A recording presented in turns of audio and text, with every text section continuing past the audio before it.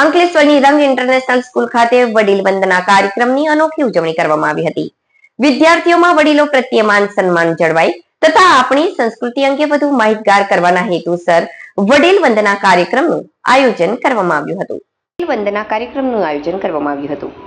એક કુટુંબના વટવૃક્ષ સમાન આપણા જીવનના અમૂલ્ય રત્નો એવા આપણા વડીલ દાદા દાદી નાના નાની વગર આપણું જીવન લગભગ અશક્ય થઈ જતું હોય છે. આજે ચાલતા ન્યુક્લિયર ફેમિલી કન્સેપ્ટના લીધે ઘણા ખરા બાળકો દાદા દાદી નાના નાનીના વહાલ પ્રેમ માર્ગદર્શનથી વંચિત રહી જતા હોય છે. વિદ્યાર્થીઓને મૂંઝવતા પ્રશ્નો જેવા કે ડિપ્રેશન, હતાશા, મનની વધુ પડતી ચંચળતા, વ્યસન, ફેશન અને કુટેવો જેવી તમામ સમસ્યાઓનું સચોટ માર્ગદર્શન આપણા વડીલો પાસે સરળતાથી મળી જતું હોય છે.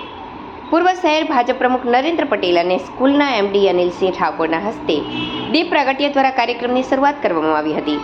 સ્કૂલના શિક્ષકો અને આચાર્ય દ્વારા બાળકોને જીવન દરમિયાન મૂંઝવતા પ્રશ્નોનું સમાધાન માટે આપણા વડીલો, માતા પિતા, દાદા દાદી, નાના નાની સાથે વાત કરવા માત્રથી જ મળી રહે છે.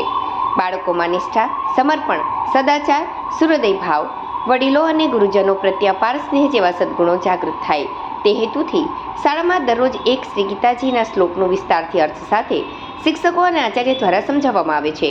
કાર્યક્રમમાં વડીલો તથા વિદ્યાર્થીઓ સાથે રમત રમાડવામાં આવી. પ્રશંસનીય બાબત એ છે કે તમામ દાદા દાદી નાના નાનીએ શાળાની પ્રણાલી તથા સંસ્કૃતિની ગોલ્ડન બ્રિજની બાજુ જૂના બોરભાટા બેટ ગામમાં આવેલી પ્રાથમિક શાળા દ્વારા શાળાના વિદ્યાર્થીઓને વનભોજન કરાવવામાં આવ્યું હતું. રેવા અરણ્ય વનમાં જાત જાતના ફૂલ છોડ તેમજ જીવન ઉપયોગી ઔષધનો પરિચય કરાવી પ્રત્યક્ષ શિક્ષણ આપવામાં આવ્યું હતું. શાળાના બાળકોને હર વર્ષ પ્રાકૃતિક જગ્યાએ લઈ જવામાં આવે છે. આજ રોજ જૂના બોરભાટા